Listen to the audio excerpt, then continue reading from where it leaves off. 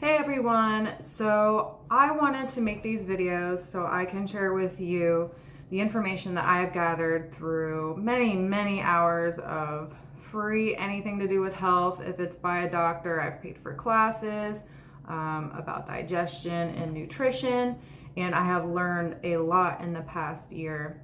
So I wanted to share my experience as well as what I'm doing now to heal, and hopefully I can help someone out there. So a little bit about me. I am 39 years old and I'm a stay-at-home mom of a 3-year-old. So life is minimally stress-free for me with the right techniques, I will say, that I have learned throughout this journey. My life previously was not. I am a USA Iraq veteran and I was a gunner. So I definitely saw a lot of action. That experience left me coping with alcohol. I had very bad PTSD. I was pretty much all over the place, couldn't keep a job, abusive relationships. I ended up having like a bulimia incident that started in Iraq. I don't know if that was like how I was coping with the stress. But that lasted well into last year, actually. So through very poor lifestyle choices, I believe that this is why this has happened to me. So in 2020, I had an endoscopy and I was diagnosed with H. pylori as well as portal hypertensive gastrophy. And mucosis, swelling of the mucosa lining in my upper esophagus. The doctors basically said, here, take these antacids and do whatever else you want. You can eat whatever you want. They weren't very helpful at all. I had to take, it was about 3 weeks of antibiotics, and I really didn't have any terrible symptoms until the antibiotics. That's when everything really got messed up for me. The severe IBS began to the point where after I would poop, then it was 5 hours of just the worst anxiety and nothing comparable to any PTSD anxiety I had from the war. I couldn't even function. All I could do is I would lay there and I would hold my husband and I would just repeat in my head that I'm okay, I'm healthy, I'm gonna be okay, I'm good, I feel good, and I would sip chamomile tea and eventually it would pass. And that was my experience for about a month, and then it slowly lessened in intensity and time after bowel movements. At this time, I learned about Ayurveda. So I decided, instead of trying to supplement myself with the herbs, that I would contact a professional. So I did so, and she gave me a regimen of herbs that I would take before and after I ate. After doing a month of this, I was no better, and I had my first, what I would call, pretty bad flare-up, although I didn't know it was gastritis at the time. I couldn't eat, I was nauseous, the burning in my gut was just, felt like a fire.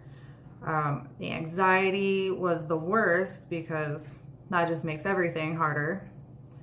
And this happened after I had drank a few beers, which she said was fine, and I'm not blaming her for anything, but I also say in the supplementations there was black pepper and all the herbs, which I now know is not something you want to be eating, let alone drinking on an empty stomach with a gastritis condition.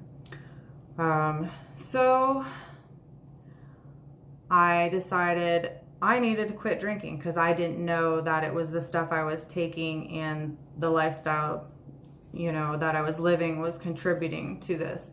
So I used the 30-day sobriety book, which I would say was awesome because it had practical everyday thinking exercises to help you determine why you're drinking in the first place and how to overcome it. And it worked for me because I have not drank. It's been 7-8 months now, and I couldn't see a world where I'd ever want to drink, even if I could drink, because I just feel so much better than I ever felt after a couple of beers.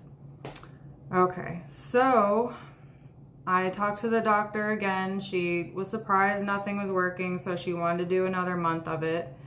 I just ended up quitting, and then a friend of mine had mentioned another Ayurvedic doctor that she knew personally, so I decided to try him out. And once again, I was given herbs to take before and after eating, some of which had the black pepper in it. So he suggested I get off the gluten and dairy, which are very difficult to digest with healthy guts, let alone one that is struggling. So I did, and about after a month, I actually started feeling better, and I was able to do stuff. I still had the issues, but they were manageable to the point where it only ruined, you know, an hour or two of my morning after a bowel movement. So I was just feeling so good. September hit, and I was like, you know what? I want to try some gluten, because for one, my self-control was really hard to, you know, my husband can eat whatever he wants, and he kind of eats like a child. It was like Cookie Crisp cereal and combos and all kinds of crap, really.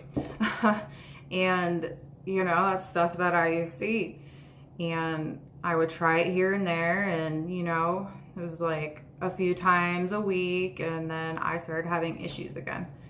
And I just couldn't do it. It was the anxiety. It lasted longer. It was more severe, as well as like my food was not digesting when it came out. So I was like, okay, no gluten again. And that's what I did. And I started to feel better within a couple of weeks. Then I was cleaning out the cabinets, and I found a bottle of Zinc 40 milligrams. And there's only a few in there, so I decided, oh, what the hell, I'll just take them, right? I don't even know why I got them in the first place. They're pretty old, not expired. Anyways, within minutes of taking this, I took on an empty stomach. I was puking, diarrhea. I had the worst burning in my stomach. It was awful. And that led me down the rabbit hole of hell. What I would consider the worst flare up that I've had yet. Let's just say I couldn't eat at all. I ended up losing so much weight that I was underweight. I looked pale. Things would fall out of my hands all the time. I would get really hot. My insides, was like a fire was just kindling in there, just all around to my back. Brain fog was really bad. Gosh, what else? I can't even explain the anxiety. Like, I'd wake up in the morning and just have to drink chamomile tea to somewhat calm me down. It felt like my whole body was just vibrating, shaking, like every fiber and molecule, which makes sense, brain gut connection. I was dizzy all the time. I didn't know if I was just gonna like fall out during the day, or I started like wearing my glasses again, which I only ever wore at night if I was driving, which I basically hadn't done anything in the past year because I couldn't. So I kept searching and searching online, wondering, you know, so like, what the hell? Obviously it was the zinc. So I knew to look for that, and that can cause gastritis, and that's on a low dose, and never take it on an empty stomach, which I didn't know. And so now I knew exactly what was going on. I had every single symptom. Not the severe ones, thank God. I was not bleeding from anywhere that I could see. And it was miserable. I did everything I could to just survive. I would tap a lot. If you haven't heard of tapping, there's the Tapping Solution app that is fantastic. It basically will lower your cortisol levels so you can start to relax. And if you don't know, if your cortisol levels are high, your body cannot heal effectively. So I would do a lot of this. I still do. And it would help temporarily, and it didn't even last that long when this flare-up was that severe. To cope with that, I would smoke a little bit of marijuana. That would taper off my nausea, even though I know smoke going into the body does not help. But it allowed me to somewhat start to eat. I was getting a lot of IV therapy every week just because I had blood work come back and I was deficient in B vitamins, I was deficient in D. So I was really scared and worried about that. Plus being the winter, I don't want to get sick, and your gut's the first line of defense against, I won't say the V word, but so I was really scared. And so it was during one of my searches on a gastritis forum that someone had mentioned the Gastritis healing book, which is right here. I blackened out the gastritis word because I was tired of seeing it after a while of referring to this book so much for the recipes. This book has been a lifesaver. I will say within a few weeks I felt better. I actually made a timeline because I wanted to know if this worked for me, I wanted to share with other people, because my suffering was so bad that if this is the thing that people are going through and I can help, I want to help. So in November of 2021, I got the book. So November 11th, I got my appetite back. I remember that day because I was very excited to eat food and to want to eat it. And that was a really good feeling because before it was like I had PTSD over food. I would get very nervous trying to eat. My stomach would tense up, and I know this is because my body, was pumping that cortisol levels, thinking, oh shit, this is gonna hurt me. I would even do tapping before I ate my meals just to try to calm that down. So that was a good day. 2 days later, I had no anxiety. Gone. Poof. Thank God. I'd say, and then I have a couple days later, then I started juicing potatoes, which was recommended in that book.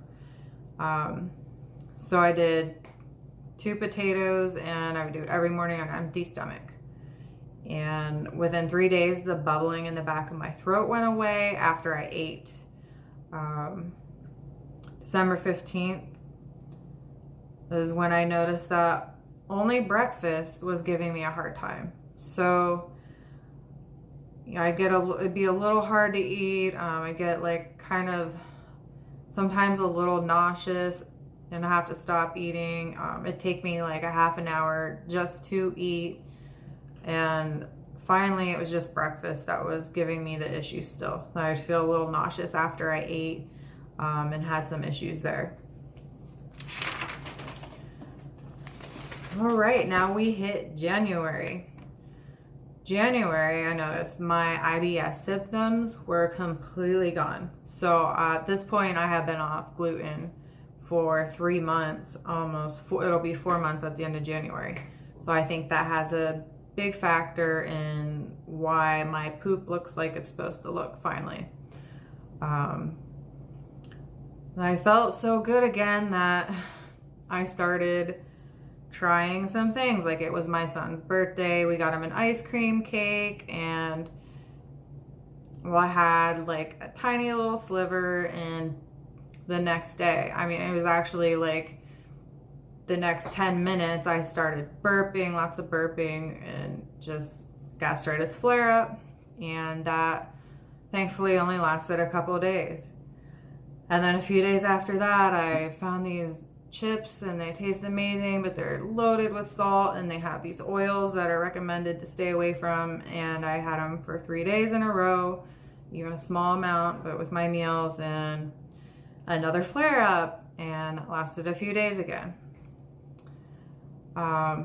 Then I didn't have my normal breakfast. I ran out of melons, so I decided to do strawberry and some milk, and 2 sips of that, and instant burning, and now I'm still recovering from that. I'm on day 4. So, you know, why is this month not so good? Well, I'm trying things I shouldn't be trying yet. I'm lacking in the self-control. They ran out of my plant butter, so I tried a different one. I had these oils in there that I'm not supposed to be avoiding. Occasionally I was eating like a snack at night before bed, which it's advised not to do that. So I was not following the book exactly like I had been to get to the point where I was feeling good again. So now the plan is to keep myself accountable to this book for longer than the 3-month recommendation period, because obviously if I keep having flare-ups, I should probably just start back from the beginning of day 1. So here is my schedule that I stick to nonstop, but during a flare-up, I modify some things. So upon waking up with a flare-up, I will juice potatoes. I prefer red potatoes. The white potatoes can spike your blood sugar. So the red ones are a better choice if you're sensitive to that. I'll do 2 to 3. I'll put them in a Ninja after I peel them and put it through a cheesecloth and drink that immediately on an empty stomach.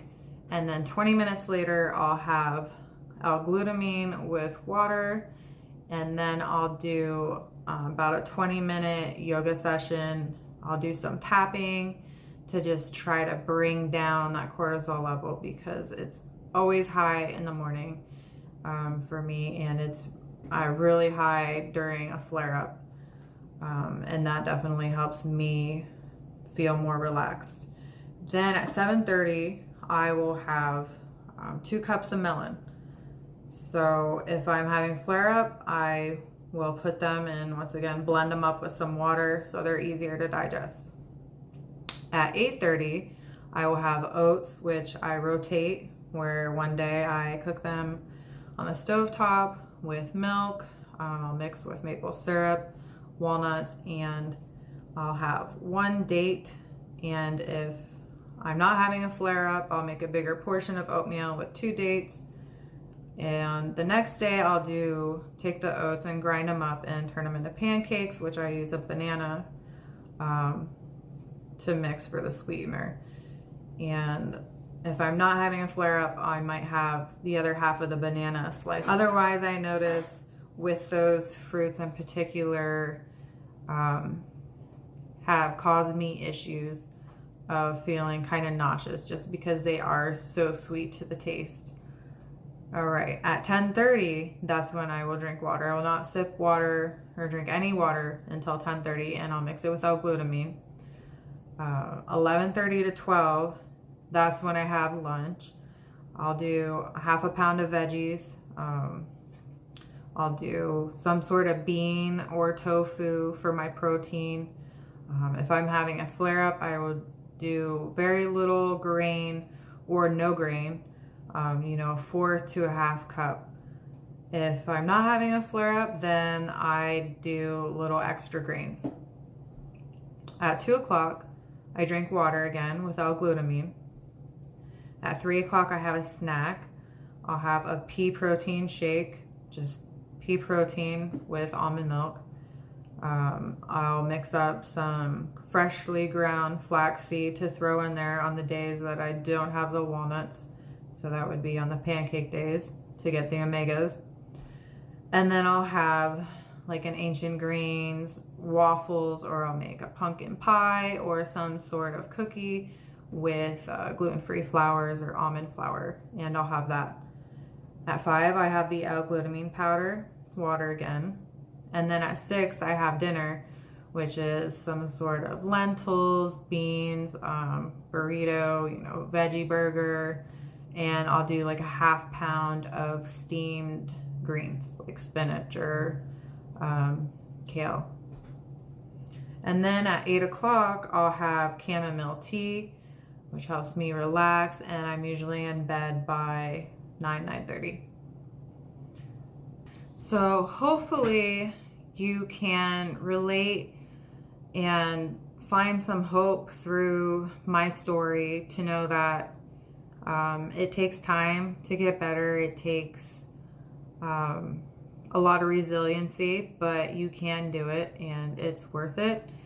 And I'm going to wrap this video up because of time, and I'm going to make another video. You can check out the healing book. I'm going to go over the key points of the book in case you can't afford it, and you'll know exactly what to avoid, what you can have, and the important lifestyle changes, as well as any supplementations to hopefully help you along in your healing journey.